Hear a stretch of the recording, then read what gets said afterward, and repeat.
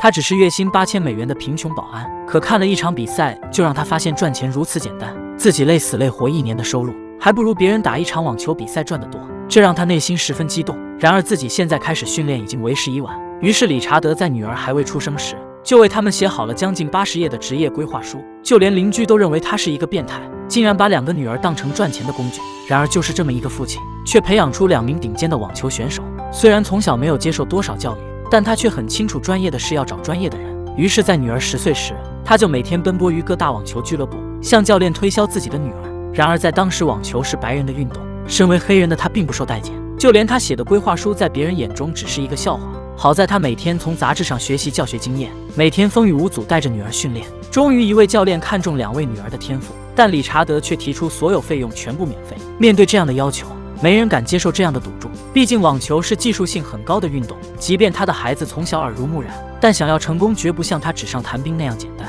可随着姐妹的实力突飞猛进，自己教的那些知识已经无法满足他们。这天他决定再尝试一把，他带着2个孩子来到一家俱乐部，虽然像以往一样直接被拒绝，但理查德并不打算放弃。最终在他的软磨硬泡下，2个女儿终于有了在教练面前展示的机会。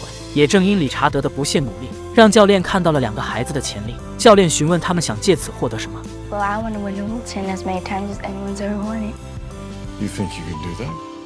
I know I can. What about you? Well, I'd like other people to want to play like me.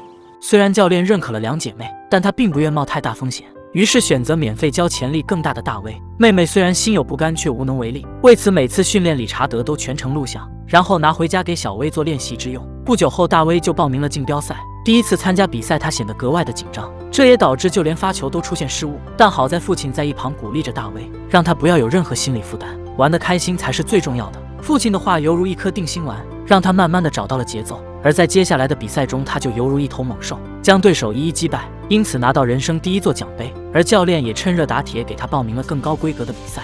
尝到冠军的滋味后，大威在接下来的比赛表现得更加凶残，每次将对手打得体无完肤，甚至一些教练都感到羞辱，提前离场。当女儿们在车上庆祝讨论网球时，父亲却满脸心事。只是赢得9连胜的比赛，孩子们便在车上吹嘘对手是如何的弱。父亲显然意识到问题的严重性，于是递过钱让他们去购买饮料。趁孩子离开之际，他驱车离去。在他看来，傲娇会为孩子留下隐患。好在妻子制止了理查德的行为。男人只是因为比别人过得好，就遭到邻居的举报，对方看不惯他一家的拼搏与努力，于是谎称理查德一家虐待儿童。面对邻居的指控，理查德解释到自己之所以严厉，是确保孩子不会误入歧途，不会跟帮派鬼混以及滥用毒品。好在他们是被诬陷的，警察并没有找到证据。也正因为他的教育，自己的孩子在赛场上屡屡获胜。只要有他们的比赛内1、2名，必是囊中之物。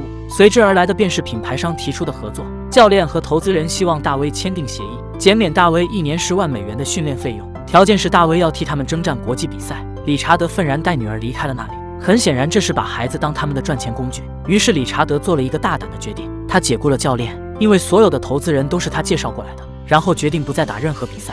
他认为现在的女儿还需要继续培养，更高级的赛场意味着需要承受更大的压力。现在的他们应该享受童年，但是此举引起妻子的不满，因为他们家实在太穷了。而这个条件就像上帝伸出的橄榄枝，但此时理查德的心意无人可以撼动。凭借着女儿出色的成绩，理查德很快联系到全美第一的教练梅西。他曾7次担任职业协会的专业教练，拥有自己的国际网球学院。他的眼光是毒辣的，大小威的天赋他一眼便瞧出。他很快的拟好合同，考虑到理查德一家无法支付费用，便提出大小威未来收入的15%作为自己的回报。在他看来，这是一个稳赚不赔的买卖。随后，理查德把规划书递给梅西，里面写得很清楚，他们一家是一个整体，签下女儿就等于签下他们一家。梅西不但要亲自训练女儿，还要为他们一家提供房子、汽车以及最好的学校，甚至是理查德的工作也需要他安排。虽然条件苛刻，但面对未来巨大的利益，梅西还是咬咬牙答应下来。就这样，他们举家迁到佛罗里达州。在俱乐部，他们遇到了全美顶尖的网球选手。3年的时间转瞬即逝，在这期间，大小威并没参加一场比赛，每天除了练习就是学习功课，这也引起外界的议论，认为理查德只是自吹自擂的滋事分子。但理查德毫不在意，他知道时机未到，但他却不知女儿是多么渴望踏上赛场厮杀。直到大威找到父亲袒露心声 Daddy, you always said I'd be number 1 in the world, right?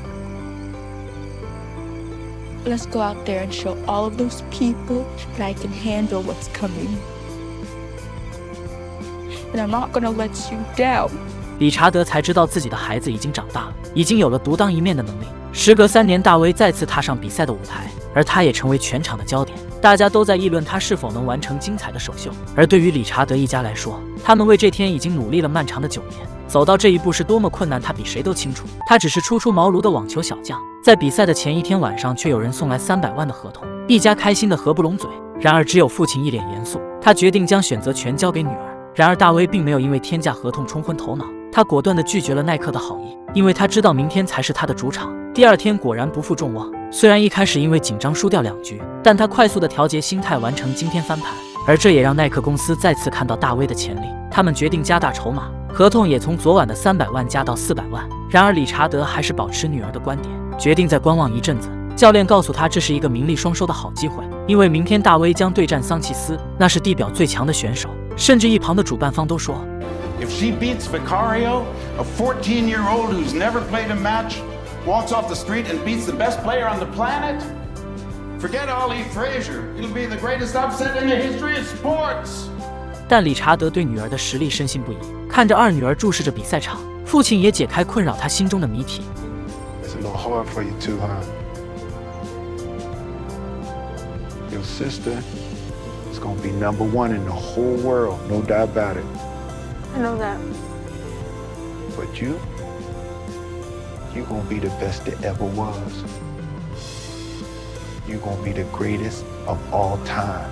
这一切都是他设计的，因为他知道小女儿一直想超越姐姐，而理查德故意不让小薇崭露头角，他要不断打压她，锻炼她的心智，让她变得坚韧，变得斗志坚强。Go on, take that in. You up next. 夜晚，大威也终于迎来他的冠军赛，天赋异禀的神童对战世界第一，这也导致全场座无虚席。然而更加劲爆的却是第一局对手放松警惕，导致大威不断找到机会零封对手，这也让大威信心满满开始主导比赛。无论对手如何谨慎面对，也毫无招架之力。大威凭借强大的爆发力再拿1分。而此时的西班牙选手开始耍起了无赖，他谎称去上厕所来拖延时间，这对于手感正热的大威来说不是好事。虽然教练让他别分心，时刻保持状态，但这对于一个14岁的孩子来说是一件难事。直到10分钟后，西班牙选手才走了出来，而此时的大威显得焦躁不安，对手却已经调好状态。面对大威的进攻，他也丝毫不再紧张，反倒是大威没有了手感，导致不断失误。即便教练安慰他慢慢来，可随着比分的拉近，这也让大威充满危机感。比赛结束，天赋异禀的他并未战胜对手，大威独自躲在更衣室里，他不知道如何面对自己的父母以及教练。You just went toe to toe for 2 hours with the #1 player in the whole world. Had her shook. If you don't have no respect for yourself right now, you will never have none. I have never been more proud of a person in my whole life. 在父亲的安慰下，大威才有勇气走出比赛场，而外面迎接他的是被他球技折服的粉丝。这是根据真实事件改编。第2年春天，大威与瑞跑签下1200万的合约，而妹妹也如父亲所说的那样，在不久后跟随姐姐的步伐出现在各大赛场。直到今日，大威曾5度封后，而妹妹小威于2022年退役，但在她的职业生涯共获得23次大满贯，被大家誉为网球史上最伟大的选手。相对于年少成名，理查德却认为耐性、家庭和教育更为重要。